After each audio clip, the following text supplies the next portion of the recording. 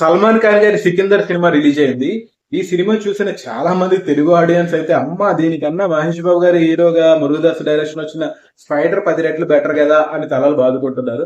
So Murugadoss గారు, ఆ, శంకర్ గారు ఇలా పని అయిపోయింది. వీళ్ళందరూ కూడా అవుట్డేటెడ్ డైరెక్టర్లు అయిపోయారు. వీళ్ళలో ఉన్న టాలెంట్ అనేది చచ్చిపోయింది. ఇంకా సల్మాన్ ఖాన్ గారు కూడా హిట్ కొట్టి కొన్ని సంవత్సరాలు గడిచిపోయింది. నాకైతే గుర్తుకోలేదు ఆయన ఎప్పుడు హిట్ కొట్టాడు. సో ఈ సికిందర్ అనే సినిమా ఒక 1980 1990లో వచ్చినా కూడా ఈ సినిమా ఇంకా పాత సినిమాలాగే అప్పుడు కూడా అనుకుంటారంట. అంత వరస్ట్ గా తీసారంట. ఇట్లు కొట్టి మంచి జోరు మీద ఉన్న రష్మిక గారికి ఈ సినిమాతో బ్రేక్ వేశారు. అసలు ఎందుకు పనికిరాని క్యారెక్టర్ లో కాజల్ పెట్టి ఆమె కెరీర్ కి ఇలాంటి చెత్త క్యారెక్టర్ ఇవ్వడం కూడా ఎందుకు అనేసి కాజల్ ఫ్యాన్స్ తిట్టుకునేలాగా కూడా చేశారు. సో ఈ సికిందర్ సినిమాని ధైర్యం చేసి చూద్దామని కూడా అనుకోకండి, అంత చెత్తగా ఉందని నేను విన్నాను. సల్మాన్ ఖాన్ సినిమా నా తెలిసి నేను ఎప్పుడు చూడలేదు. ఎప్పుడో పోకిరి రీమేక్ అయితే వాంటెడ్ చూసాను. అక్కడ ఆయన యాక్టింగ్ చూసి అయ్యి బాబోయ్ ఇంత దారుణమైన యాక్టింగ్ అని చెప్పేసి నేను అప్పటి నుంచి సల్మాన్ ఖాన్ సినిమా ఎప్పుడు చూసి ధైర్యం చేయలేదు. మీరు కూడా చూడాలి.